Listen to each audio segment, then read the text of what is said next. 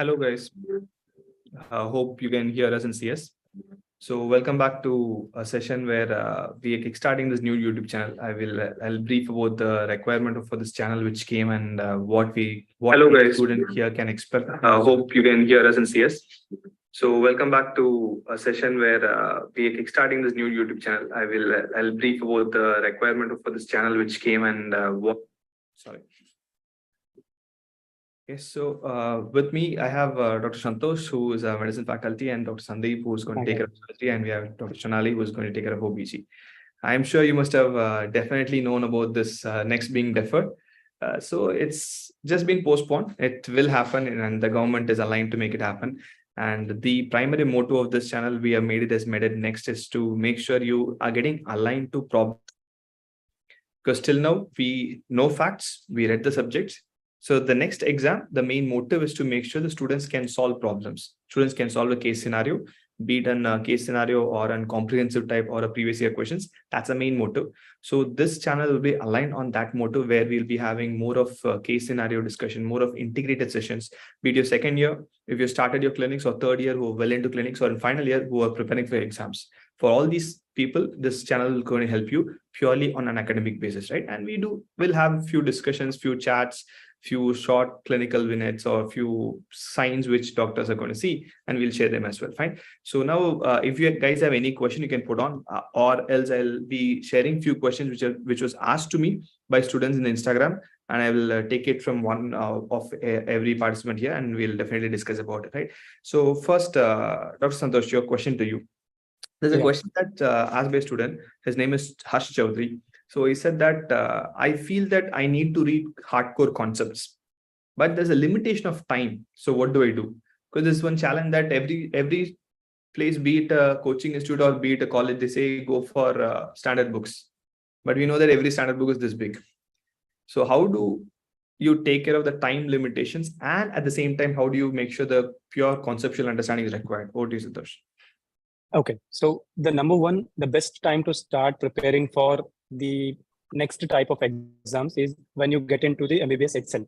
From the first year, if you start assimilating the basic sciences well, then the conceptual understanding of the diseases becomes very simple. But if you're not done that in the past and we are beginning from the scratch, then how to deal with that? So number one, every time you read about a topic, think you're going to treat, you're going to encounter that patient and treat. So you start already developing a decision-making mentality. What should be the first investigation of choice? How can I confirm? If this is a screening test, how can I confirm the diagnosis? If I have confirmed the diagnosis, what should be my first initial treatment of choice? If that is not working, what will be the second? So if you start thinking like the treating physician or the doctor is going to address the patient, already we've started building the concepts. And definitely you can take help of your peers and teachers who would probably summarize the complex concepts in simplistic terms. So that will also save some time. And the third way is also making a priority list. Obviously, the standard textbooks are the standard books. I would also suggest that the best thing to do is to go with standard books. But obviously, when the time is an issue, you can minimize the list of topics that you need to concentrate on, and you can focus on that. How to minimize the list of topics? Number one, look at the previous year questions. Even when NExT comes into picture, the diseases which were relevant during the previous exams will still be the relevant topics. Only thing, the way those topics will be tested will be changing. So I would say that make a list of topics which have been already tested multiple times, but only thing is develop an approach to solve problems on those topics. There is no need to delve into the detailed understanding of everything that is given in standard textbooks like Harrison. And the truth is, even the people who complete their medicine PG, I'm sure half of them don't complete Harrison during their residency. We continue to learn stuff from Harrison even beyond our MD period. So don't aim for completing the whole book. Make a list of priority topics, take help of faculty's suggestions, take help of your seniors, peers, and your own analysis of previous questions. Study only those topics. That would be my suggestion.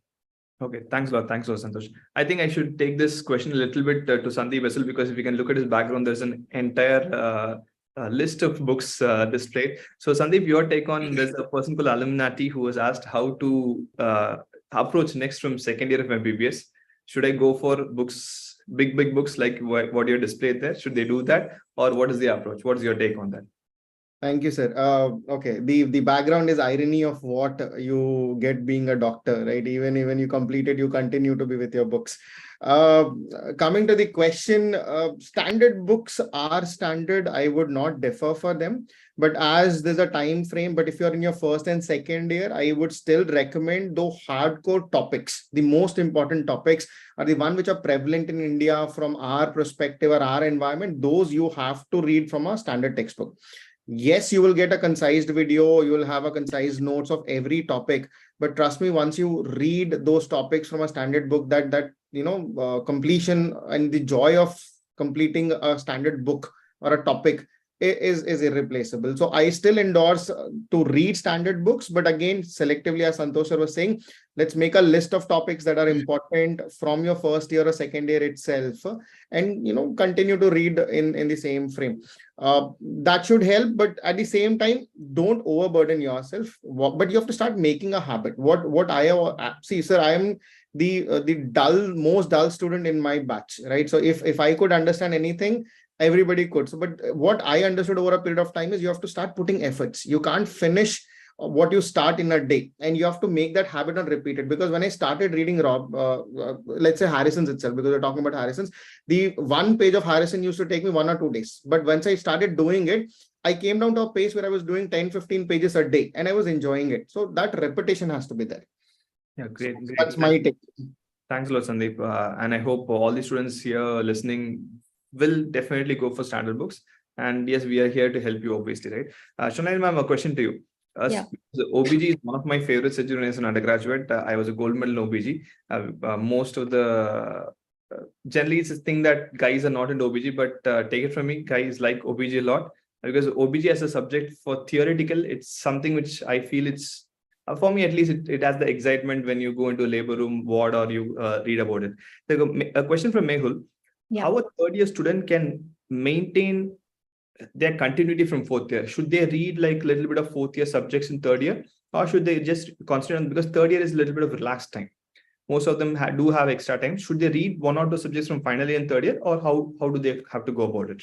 I think they should. I think they should read from third year itself, because then you can settle down at a comfortable pace by the time you will reach final year.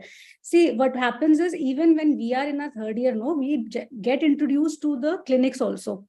The final year clinics we get introduced to. This is the right time to read very basics about the clinical subjects. Like, for instance, we have the Das textbook for surgery for clinicals, which is wonderful. It tells you a lot about how to examine a surgical patient. This is something that you can read in your third year also. Similarly, let's say for obs and gynae. Okay. See, obs and gynae becomes a huge subject load in itself, because there is no correlation as such too much with the other clinical branches, right? So it becomes a separate branch in itself altogether. So obs is something which is also very forgettable, in the sense that there's in the initial chapters, there's a lot of mugging up to do. So it is a good idea that you begin with the basic subjects. Like if you look at the obs textbook, the basic terms of how to address an obstetric patient, how to calculate the period of gestation, how to take a general history, because this is history which is entirely separate from the medicine history, that you can also similarly take with the surgical patient history, medicine patient history, but obstetrics becomes slightly different. You have to add on to it. So these are the basic chapters of gynae and obs, dealing with the mechanism of labor, dealing with the very basic inherent obs and gynae core, which you have not studied in other clinical subjects. That chance doesn't come. So I think beginning in third year, very slowly, one can clear basics of that, so that by the time you come in final year, this much is clear to you, and then you can build upon the core, hardcore obstetric topics. So third year, one can do that. It will be probably, let's say, only about 10-15% of the textbook, which you will probably need to read in the third year for that matter. Okay, thank you. Thanks a lot, ma'am. So the thing here is like, whatever you are being here, especially in third year, if you are like, do a little bit of learning, if not hardcore theory, just get aligned to the aspect that, see, this is how I'm going to solve a patient. I'm going to identify a finding. I'm going to examine a patient. So that will help you to correlating be it exam or your final year practical, or when you come out and become a doctor as well. Yeah, and try not to skip the clinics in the third year. You feel that there is going to be time to do obs and gynae in the final year, and you skip these initial clinics which happen in third year. If you don't want to do all, just get oriented, attend those. It will be nice, I believe. I think try not to skip clinics at any point of time. So I'm sure in future you will have attendance there. You will have biometrics there also coming in slowly, so that it'll make sure you attend it. So because it's not what you read in final year, it's how you start in second year. So if your starting point is right, if your starting point is right, definitely the ending point will be absolutely right. But on the other hand, when you come and sit in final year without attending second and third year clinic, it looks like too much of things to learn and remember and to retain. That can never be done. It's not only for you. Any one of us sitting here, we also do the same thing. We also end up in the same thing, right? So Santosh, a question to you. As a student called Altaf was asked, is it correct to take a drop of an MBBS and then start back to reading if the person is sitting for a NEET exam or a NExT exam in future? What is your take on that? So the question is basically whether he should just take a drop after his internship and then focus on a long-term preparation. Yeah, if the person has not gotten a good mark, or if, what's the take on taking a drop for 2 or 3 years? Okay, so ultimately it boils down to his personal aspirations. So for some people, any branch would do, but just get going is important. And for someone, a particular branch is the ultimate goal. So if the branch is the ultimate goal and you're not getting it this time, then it is worthwhile. I would consider it is worthwhile to make another attempt. Now, how many attempts, that is again a personal question, right? It boils down to how much time you can devote to achieving your dream branch. So if you can devote to 2-3 years to achieve your dream branch, fair enough. If that is the time that it demands from you, you're aspiring for something which is not achievable in a 1-year preparation or 6 month preparation, fair enough. At the same time, if you cannot devote the 2 to 3 years time to achieve the dream branch, then probably we also need to start thinking about the alternate settlements or what other branch I can live with. Because one thing, having almost 15 years post PG experience, I can tell you is, I know a lot of people who were aspiring for some particular fancy branches, and post getting the branch and getting into the practice, they're not happy.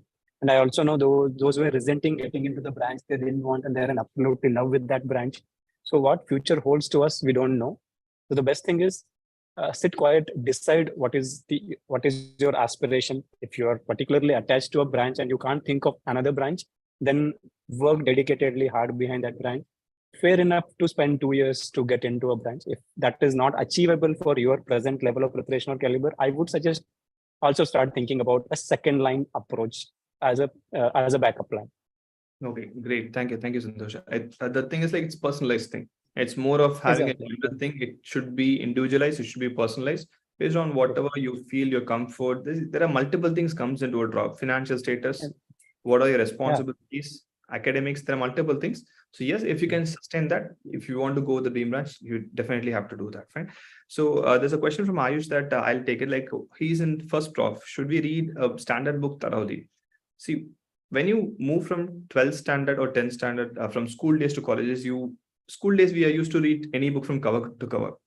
Take it from me, that will never happen in any medical textbook. It's impossible to do that. The first book you will take in your MBBS is Cunningham, which you'll read only the cover. Rest of that will be going into the shelf, right? So it's not about reading from cover to cover. It's about, like, whenever, even you are in a first year or second year, keep a notion that if I'm going to read this, is it going to help me to solve a case or identify a diagnosis or management in future? If a link you find, yes, you have to remember it. However difficult it is, you have to remember it. If you have a very factual question, if you go to PSM, there'll be years given. This program was launched in this year. That's not going to be useful. Maybe you can skip it for sure. But the utilities of the program, where it's going to be implemented, very, very important, right? So make it sure that going forward, if it's a factual thing which you feel, or with the help of your teachers, you feel that it's not required for me to solve a patient, ignore that. But anything where you feel that there will be a correlation in future in diagnosis, prognosis, management, I want you to remember. Fine. Sandeep, next question to you. You have a very aspiring surgeon. He has got 690 score in NEET UG and waiting to join the college, and he wants to be a surgeon like you. So how should he approach next exam? So he's in 12th standard, completed, and waiting for the counseling. So over to you. Thank you, sir. I mean, it's quite early to decide for that, but yeah, I do get it. The aspiration of being a surgeon when you join MBBS, the same I share with him. I Okay, let's split the question into two parts. One is being a surgeon, the other one is preparing for NExT. As all of us have been telling from Santosh, you and ma'am, that the NExT has to be approached in a clinical way. First year onwards, now, because every other college where you get into, they will start implementing the clinical based teaching, which we normally do, but it will become more essential. So yes, start implementing those, read your textbooks, get to those basic concepts and continue doing that. And also keep a head on what cases that have been seen across in the hospitals. Do not miss your clinics, try to attend, and whenever you get a chance even to see an OT, get into it, because then you will understand what an OT environment is like, what cases are being done, what are the good ones, what are the big ones, major, supra major, all that you'll understand, and then you'll get oriented, and then you know yourself whether you suit to that environment or not. Second part of the question is yeah, once again you get to the MBBS, you'll know being a surgeon is not post MBBS 3 years journey, it is post MBBS 9 years journey, right? So again, a lot of things comes into picture. How do you want to be, where do you want to be? A lot of kids know, when I say kids, they're like 12th standard getting into MBBS, they're fascinated by all these sitcoms that we have. You have Grey's Anatomy, you have the Good Doctor. You trust me, when you see Good Doctor, there's one guy who's been doing neurosurgery, cardiothoracic, CTVS, he'll be talking about GI surgeries, gynec surgeries, everything is done by this guy. But real world, it isn't the same, right? So please, yeah, being a surgeon is passionate. Yes, you love the branch, you'll enjoy it. But at the same time, let's be realistic about it. The world is slightly different than what you're thinking right now, right? But I wish all the best for you. Okay, Tajveed, I think you got your answer. Aspiring to be a surgeon before entering MBBS, I'm sure you will become a surgeon, and hopefully we'll interact with you sometimes on the future, and we'll maybe there's a possibility you and Sandeep might even work together in the future as well, right? So like Sandeep said, one thing, this is to be for every young graduate. What you see in sitcoms, serials is not the reality. In reality, it's going to be URI, UTI, diarrhea, fever, which will be the most common thing. And all these fascinating things will happen once in a while. Maybe 1,000 cases you see, one case will be something which will be fascinating. So the journey of the normalcy is very, very important to reach that area of extraordinary thing. You cannot jump to the extraordinary thing. Same thing in your preparation also. Syndromes is there, right? We'll take care of syndromes when it happens. But you have to go to the syndrome. So we have to go to the journey of 95%. Then yes, the 5% syndromes, you will definitely be able to answer it. Shanal ma'am, a question to you from Mandeep. He's in third year. So hopefully they'll be giving next exam. Again, fingers crossed, we should have let the ministry decide everything. But his question is like, we don't know what's going to be there in the paper, the pattern, the type of question, the level of questions. So how do you prepare from now onwards? So that's his question. Your take, ma'am.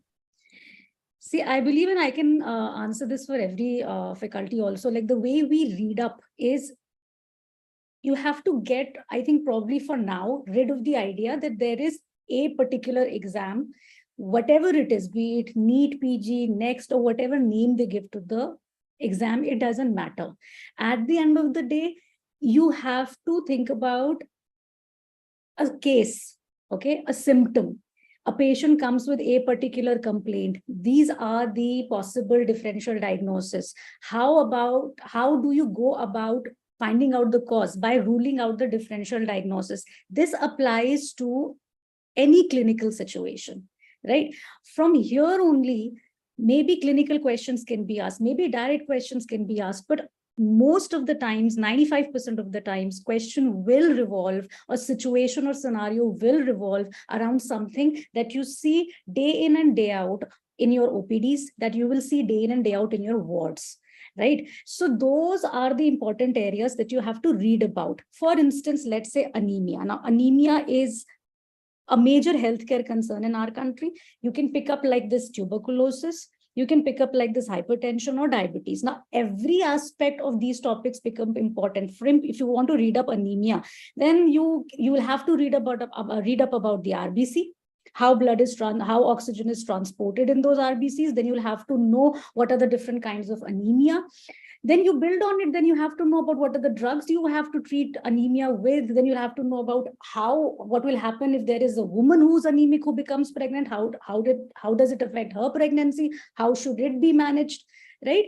And from there, in between that entire clinical scenario will be your simple facts, right? Like, what is the prevalence of anemia in our country, right? Like, for instance, what are the complications of anemia in a pregnant woman? Which complication is the most frequent, right? Things like that, right? So you can't have an approach which will be towards mugging up what is the most common this, what is the most common that you will anyways know if you will build up a clinical learning concept or scenario. So your most common will get covered automatically when you are learning about topics which you are actually seeing in and day out in your OPDs, because those are the most common things that you are seeing, right? So I believe that should be the strategy, and stop worrying about what kind of an exam, whatever labeling it is to the exam, I would say, right? Be it labeling of NEET or NExT PG doesn't matter, because see, if you look at the trend, we are seeing these clinical oriented integrated questions, they are putting in NEET PG also, right? You can give it the name NEET PG, you can give it the name NExT. It doesn't matter. You have to sit for the exam. Now, sometimes in life, we do have to take a step back and think about what we can do rather than dwell over things which are beyond our control, right? Like, when is the notification coming out? What will be the notification be? I mean, one has to think that everybody is sailing in the same boat here. So how best to row your own boat? I think that is more important. And stop thinking about the labeling to the exam, but start reading, start learning from your patients, start learning from the patients that you see in your wards and OPDs. And those are the most important topics that are going to be asked, whichever exam is conducted. Okay, whichever labeling of the exam is. The other, like you said, the syndromes or the things that are uncommonly asked, sometimes here, sometimes there. These are things that you can cover on the side also, maybe in a retrospective manner. You don't need to go cover for those particular topics. So I think let's do away with the labeling of the exam and let's concentrate on reading a subject well. Thank you, ma'am. If I can put in words, like, I am a big MasterChef fan. There are episodes of MasterChef there you'll be given ingredients 30 minutes before. A good cook can still cook with that.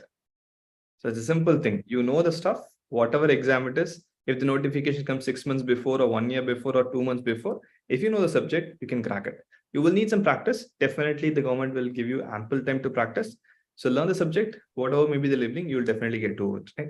Santosh, before going to question, there's a question. This cannot be, there's actually a question is from Shraddha. She's a girl and she wants to join fields like obs-gynae, but generally, but she wants to go to orthopedic. I don't have Alekia here. Alekia is the person to answer here, but I have the next best person who's close to Alekia, is Sandeep. Sandeep, this question is to you. Like, if women has to become orthopedic, what's your take on that? Because I definitely will make sure Alekia answers this question, Shraddha, but Sandeep will answer it for you now. Okay, just for the Shraddha's information, I am married to Alekia, so I'm married to one of the orthopedic surgeons. I endorse it. I initially, I also had my doubts. I also have my reservations when I first met Alekia being an orthopedic resident. So first question that comes and pops to you, like, what is she doing in an ER? And because I had her interaction, I walked into an ER and I was for a case, and she was there as an orthopedic first year resident. So I was like, I thought she's an intern. I asked, go call your PG. I want to talk to her. And she stood back and said, I am the PG you're talking to. So from there onwards, it was actually a very refreshing, welcoming change to see a girl in an orthopedic department. She did well, but yeah, she had her fair challenges. She had her difficulties, but she came through it. Now I feel it's not, you can't distinguish between men and women taking branches. Like I have one of my best friends who is in Manipal right now as an obs and gynae. He is doing amazing, right? And Alekia, on the other hand, being an orthopedic surgeon and being a woman, she's doing pretty well for herself.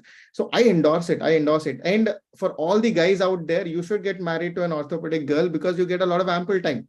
These girls go morning 6, come back night 10. So you have all the time in the world. So I endorse it. I love the branch. It's good for them. Okay. Shraddha, and Shraddha said that Sandeep sir, you're lucky. I will leave it to him. So definitely, gender is not going to be a defining factor here. Surgeon, whatever gender you are, you have to go through the same struggle. Yes, there might be a little bit of ifs and buts there, don't worry. Don't worry at all. You'll definitely do good for the patients, and it's about it. Mandeep says Sandeep is blushing. We'll go back to our question, proper question. Concentrate discussion. Yeah. So super duper as a question to you, Santosh. Santosh sir, I'm a big fan of your lectures at PW MedEd. I gave NEET PG exam. I was not able to do well for myself in the last year. Give some secrets to crack medicine because he's very weak in that particular subject. Your take on that, Santosh?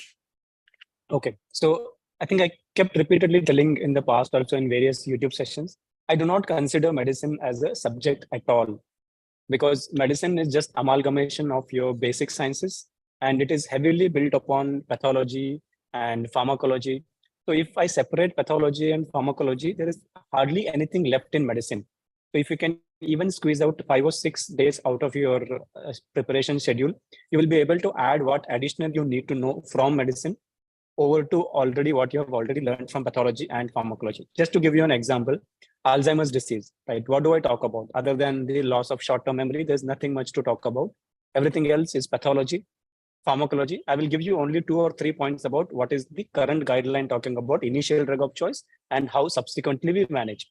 So those 3 points, if you add it to your pathology and pharmacology notes, the Alzheimer's disease topic is done. So what I would recommend is, if you've already done good on your basic sciences subjects, then from medicine, concentrate on what you need to add. So you don't need to relearn the facts that you learned about Alzheimer's disease in pathology. All the findings, neurofibrillary tangles, everything you already know. So just add the extra points, and with that, you will be able to sail through. And the quick revision videos and all those can come in handy whenever you're hard pressed for time, especially with respect to medicine. Medicine is definitely the biggest subject if you see Harrison. If you remove all the remaining subjects which are contributing to it, it is actually the smallest subject. So if you've done the other subjects good, then just add that extra information. At PW MedEd, we will try to come out with also the quick revision sessions in the upcoming days that will help you to sail through such longer subjects in a shorter span of time. Okay. Thank you, Santosh. And for all guys, like we will be having an integrated session of neurology, which is starting from Monday. That's tomorrow. So most of the students, like Lone Wolf is saying that he's in second year, he wants an NExT oriented Q bank.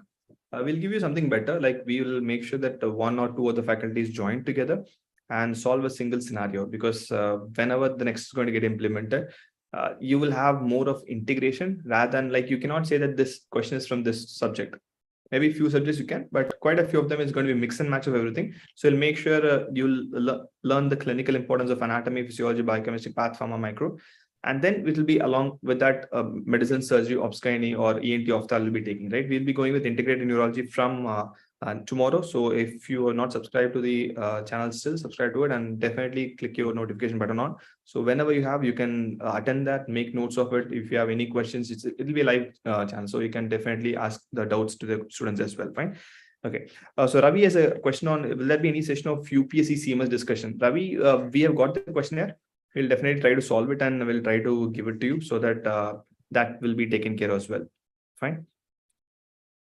Okay, ma'am, question to you. Second year MBBS student, how should the second year MBBS student tackle NExT? Because most likely all this confusion will be taken care of by the time these students come for final year, and they will be giving the NExT exam most likely. So how should a student start preparing for second year MBBS?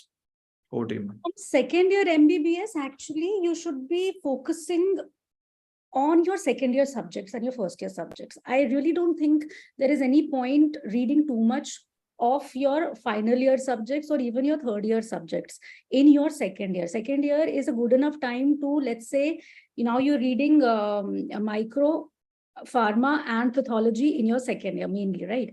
So these are your major chunks, and take this as an opportunity. It's also a longer duration second year. So this is a time where you can even, incorporate your anatomy and biochemistry also into the applied aspects of whatever you're reading now in your pharma and pathology and microbiology. So I would say in your second year, one should definitely stick to the second year subjects, do them well.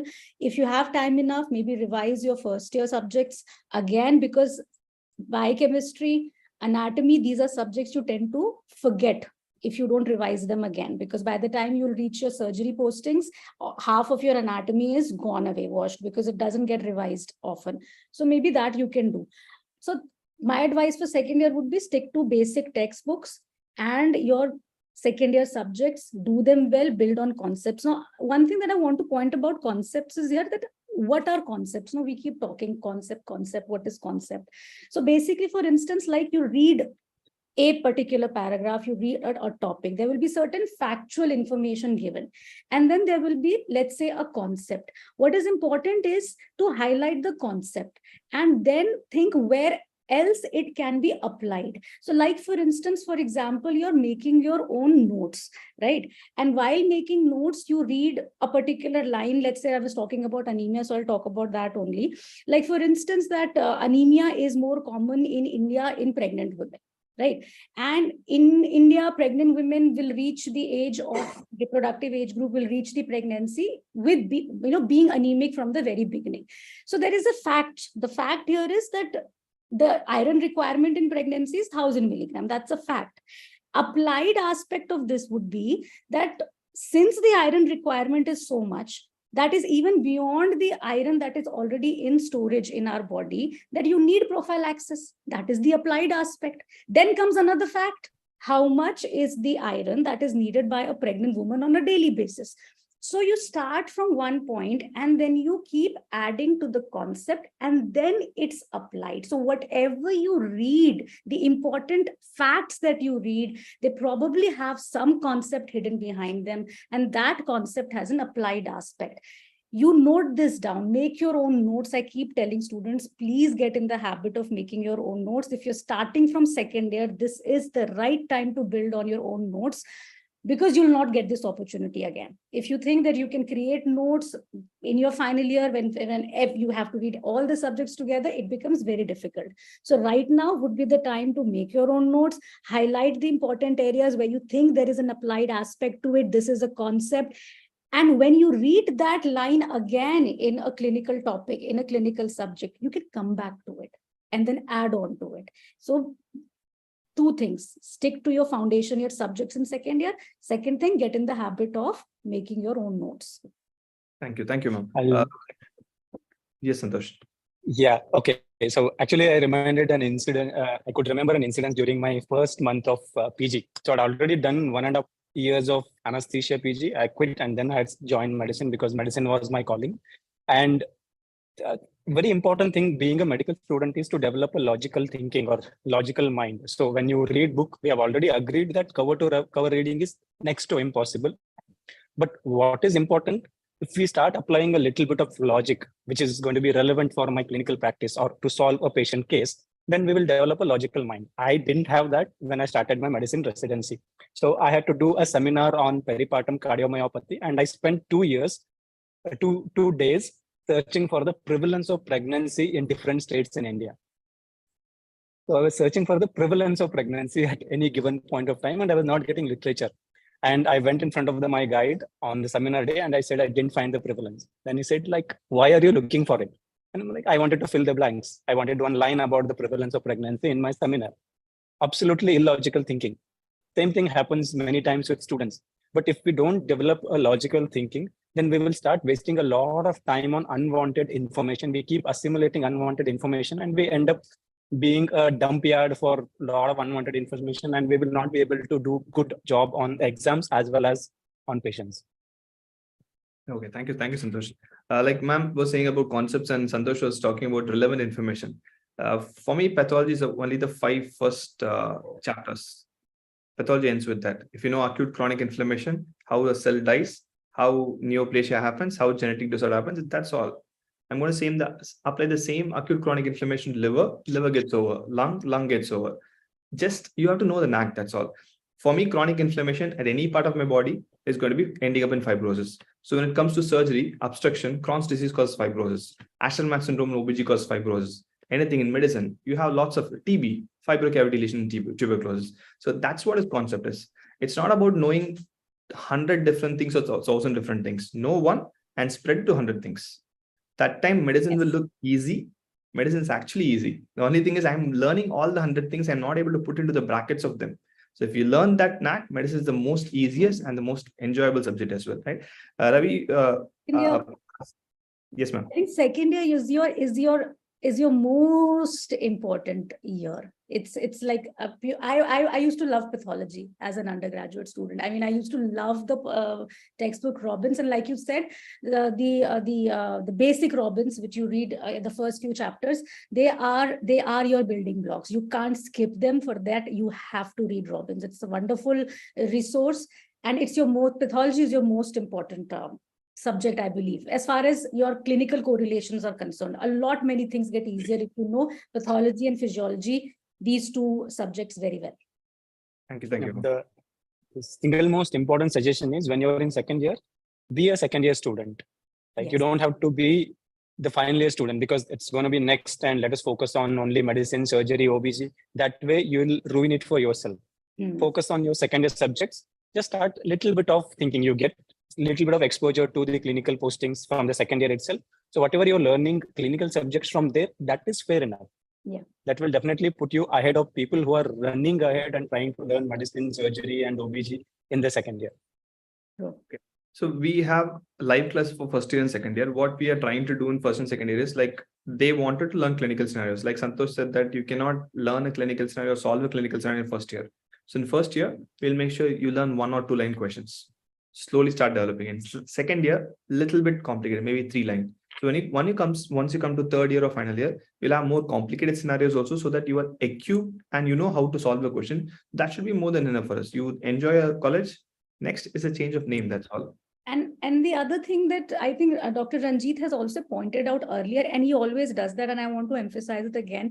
Don't get burnt out in the process. That is a long road ahead. It's 5.5 years of constant going to colleges, coming back, reading, giving college exams, going to clinics and everything.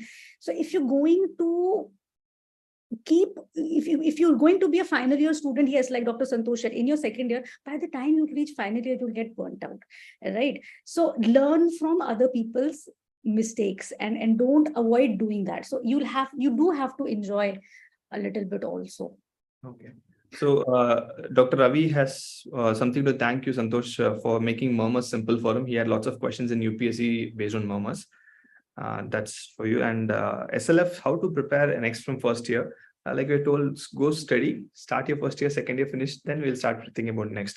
So since ma'am took about burning out, right, getting burnt out, the most taxing field for me is surgery. Surgeons are the one not telling the other people are not getting burnt out, but I feel that surgeons keep on working, be it operative, pre-operative, post-operative, till the person gets out of them, right? So you have 2 surgeons here, Shonali ma'am and Sandeep. Sandeep, your take on how to manage burnt out, because burnt out is extremely, surgery field is extremely exhaustive. As a surgeon, how do you manage your time between teaching as well as taking care of patients and also surgery? Over to you. So very interesting question, because very few times we get to talk about, about how you manage your work and time and life, and the burnt out is the word to go about it. It's not easy. I assure that Sonali ma'am will agree with me. Being a surgeon itself is a lot of, hard work and, a lot of stress. It comes with a lot of labor, and it's more like a lifestyle. Being a surgeon is not just a profession, it's also a lifestyle. So once you start entering into the surgery as a branch, 99% of us don't know where we're getting into. We just get into the branch of surgery because we enjoy. I put it in very easy words, like the blood and flesh, right? You like the aura of getting into the cavity. You're doing something which is interesting. That is where it drives you to get into surgery. But once you get into the surgery, you realize it is not. For small example, let it be an OBG PG or a surgery PG. The first year, all that you do is run around wards, do your dressings, treat cellulitis, be in your emergency room, run from here to there, cater every single need of your patient, and yet get scolded. That's your first year for you. Second year is to do that to a first year. And final year is to do everything and also read for your exam. So you constantly get in that burnt out scenario, and you are under that stress throughout your 3 years. And then exam overs and life hits you hard. The reality comes in. You become an SR somewhere. Again, the same phenomena repeats. Then you want to do an MCH. You start reading for it. You go for it. MCH all over 3 years. Again, you finish. You come back again in corporate or a medical college. It continues. So I do believe you need to find a balance. You need to know what to do, what rather than I should concentrate on rather than what to do, it's to what to let go. Rather than not try to, you can't have everything. I can't be the topmost surgeon. I can't be the best husband. I can't be the best father at the same time. I can't be the best teacher in India at the same time. So all these are not going to fill your plate. So you need to prioritize what you want and you need to run about it. For me, I have realized that I cannot do every onco surgery that is available there. So I'm now being selective. I address my patients. I take few patients in a week. I make sure I address them. I have my family time I've kept aside. For teaching, I've kept a day. So it's coming out. It's still very stressful, but yes, life's difficult ahead. So I would also want to listen from Sonali ma'am. Like, what's her take on that? Over to you, ma'am. Yeah. See, I have like like experience of being an obs gynae and in the field 3 years of post graduation, 3 years of senior residency. It is taxing. It is taxing mentally. It is taxing physically, and obviously, I mean, the shift duties that we have in these emergency branches is really taxing. And I remember one particular, like when he was sharing his ideas, I remember one particular instance when I was posted in the labor room for 3 months back to back. Okay, like usually would get posted for 15 days, 20 days in that day night off shift. I was in that day night off thing for like 3 months. And at the end of those 3 months, I was like, I became a zombie. I mean, you couldn't really, I couldn't focus, And I also remember incidents when I was like post my night shift, and I am like post my night shift and I have to still cater to my patients, which are not yet over. I'm an SR and I go home at 7 the next day. It is a 36-hour shift. Now, these are things that we have gone through. These are things that we say, endure, push. It is going to normalize. It is going to be better. It's just for the matter of this time because you're a PG, you're this thing. I don't condone it though. I don't think that this is the right way to push our bodies to that extent, or to push our brains to that extent that you're exhausted like that. So I think to deal with it would be when I felt that it was getting too much, or if it's taking a toll on your mental health, if it's taking a toll on your physical health, stop for a while and just relax and think, maybe take help, maybe talk to people, friends, family who are supportive. This is very, very important. You have to have that support system, and you can't exert yourself through and through believing that this is something that happens. I mean, we do see instances of people, we hear instances of students going into depression, students committing suicide. It is a reality. It is a very sad reality. So I think one should have a good amount of friend circle, some people to talk to and help each other out. I think that is the way I have done it, by having a good friend circle and good support system through it. Thank you. Yes, Sandeep, anything to share? Yeah, I just want to add one more quick line at the end of the ma'am's small discussion. We have spoken about the downside of it. I should tell our listeners about the upside of it as well. You do at the end of the day, what you get matters, right? After going through all this, you spend a lot of time and energy. You save life. You get good regards. There's still some humanity left across the world. So yeah, you get embraced a bit. They're good days. They're lovely days. They're bad days. They're worse days. I don't disagree with that. But the good days meant for all, right? At the end of the day, you enjoy what you do. Yeah, once you go through this burnt out phase, and if you survive well, you do well for yourself. So don't worry. It's a good branch to be in. Actually, all of us will survive. Everybody, each one of us will survive, will sail through, because life has its own way of teaching you lessons, right? It just takes time, and it happens for all of us. We all are still learning, and I think all of us will sail through. This is my final point on that. Okay. No, absolutely, ma'am. Absolutely. Yeah. So many people ask, like, what is experience? Like the last 5 minutes was experience. So we get in textbook, right? I'm sure every one of you will get the experience at your own pace of time whenever you get it. Actually, I wanted to take that part what Sandeep did. Like, there's a question from Dr. Preeti. we all know that it's not easy to become a doctor and it takes years of work. It's a question for all of us. When you look back, whatever you've gone through, do you feel it's worth it? Santosh, over to you. Okay, so I have two opinions. Number one, I do feel it was worth it, especially when you start seeing results on the work that you've done on yourself. So there were times where I struggled to diagnose simplistic cases, which my SR should walk down into the ward and say, "Oh, this is this, we are done." And I was like, I couldn't find this finding. I could not elicit this finding. From there, exactly doing the same thing now, right? I can walk into the ward, the things missed by my assistant professors, my SRs, my PGs, I can pick up those things now. So I can see the progress in myself. So to enjoy or stay with the subject or stay with our clinical practice is to enjoy our own progress. We are not in race with any of our peers or colleagues, but if we are working on ourselves, if you are learning day in and out, we are making progress. So you are a better physician, you are a better surgeon today than you were yesterday, and you will be much better tomorrow. So that way it was definitely worth, because I feel the life has been rewarding with respect to the clinical practice, patient satisfaction, and happiness. Then second, the flip side, as others have already mentioned about their specialties, medicine also has a flip side. So just like surgery or OBG, for that matter, any clinical specialty, medicine is also extremely hectic and a busy branch. Especially the real stressing part of medicine is that sometimes your decisions can impact somebody's life extremely adversely. It may be a split-second decision. You may not be thinking that, okay, this decision might have such an impact, but it can have an impact. So I can give you examples. So I had a patient who was being evaluated for pyrexia of unknown origin, evaluated at 6 or 7 centers, not diagnosed. And for me, it took just 2 minutes to make a diagnosis.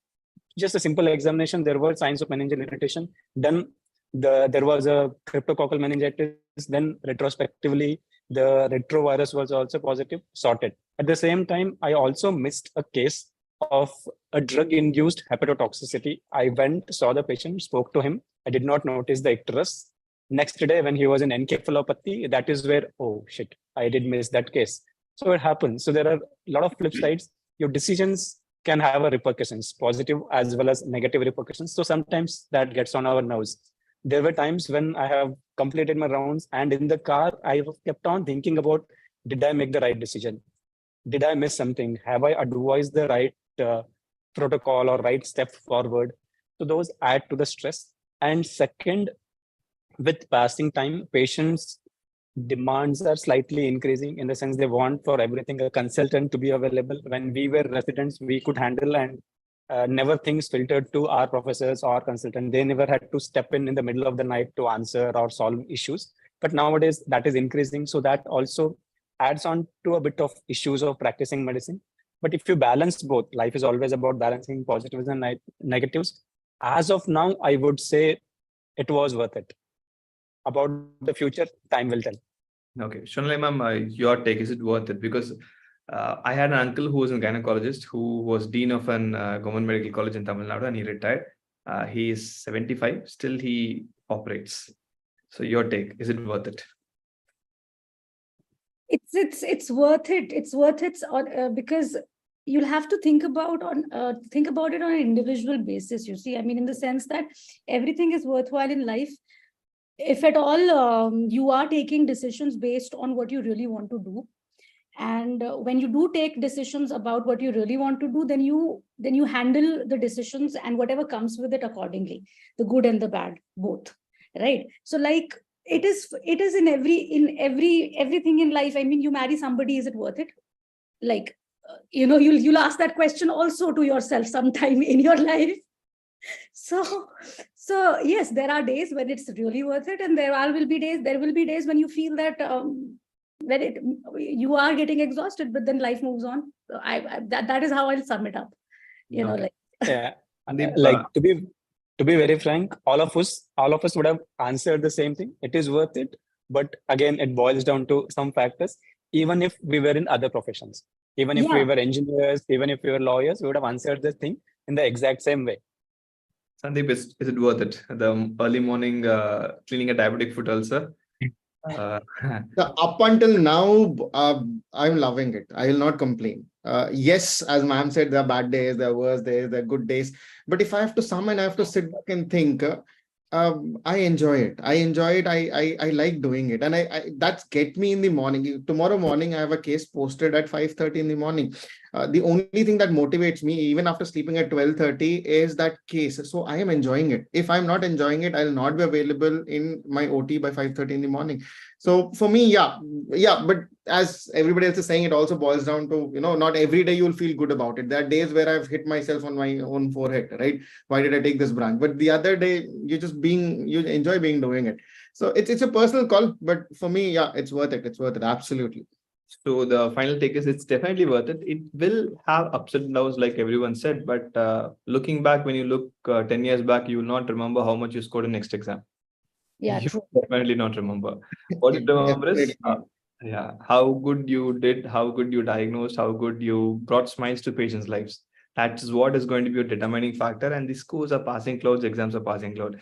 Like that, like I said, I had an uncle who was a gynecologist. Like when I wanted to go into PG, he wanted me to take either surgery or gynecology. And I loved gynecology as a subject, not as a practicing thing. Not because of hatred towards gynecology. Gynecology is an absolutely good thing. That's one field where I feel that saving 2 lives is possible. So Yeah. that's And you become faster. Like, the other day, I just noticed a very strange thing about myself. It's like I speak very fast. Okay. And then I write very fast. And I'm like, I eat very fast because you're in the habit of eating in 5 minutes, right? And I realized this because I just asked a friend of mine to pass me the water bottle.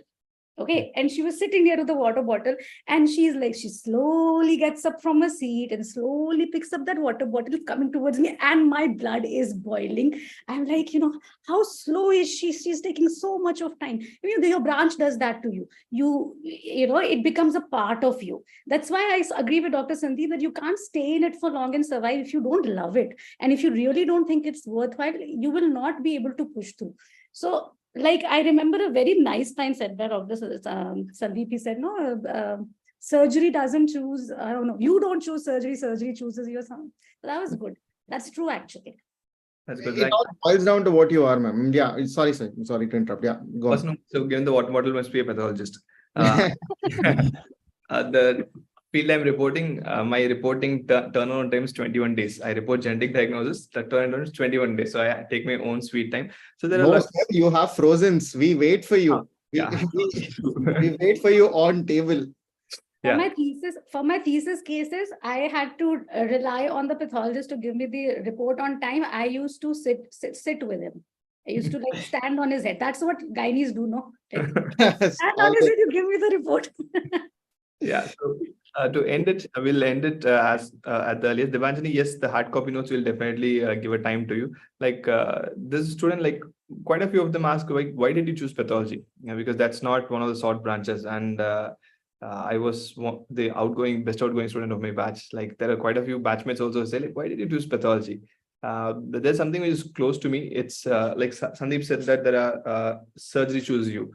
For me, my decision of pathology is a more emotional thing. It's the attachment with my mom. Like when I was in second year of MBBS, there was a swelling in the leg.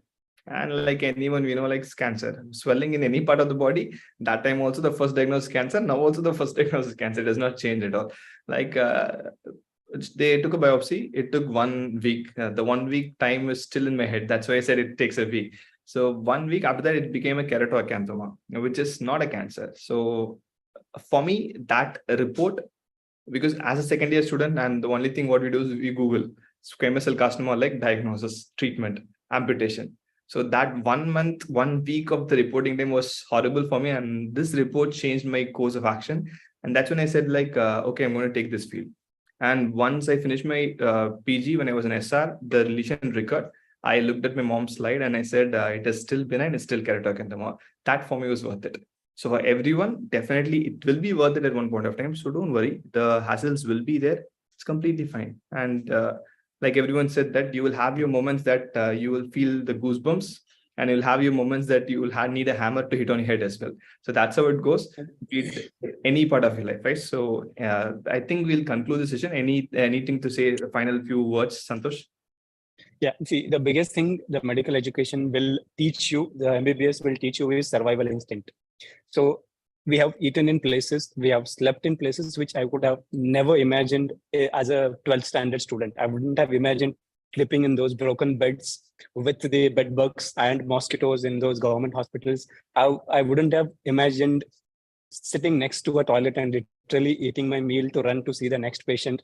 It definitely gives us survival instinct and definitely makes you, even if you don't take forward the medical practice, you branch out into UPSC or whatever, it will definitely make you a better human being. So in the end, getting into MBBS and coming out with a degree, no matter what specialty you go into, whether you stick to medical practice or branch out into something else, it is still worth it. It will definitely make us better human beings. Okay, thank you, Santosh. Thank you, Shanmaiman. Thank you, Sandeep, for wonderful insight. And like I said, tomorrow we'll be starting the neurology discussion. I think Santosh and Pradeep sir will be doing localization of lesions in the CNS. So tomorrow get ready, and we'll have more such integrated questions and lots of things to learn, both academic as well as childhood non-academic sessions like this. Thank you, everyone. Thank you, everybody. Thank you, students. Thank you so much. Bye, everybody. Bye, everybody.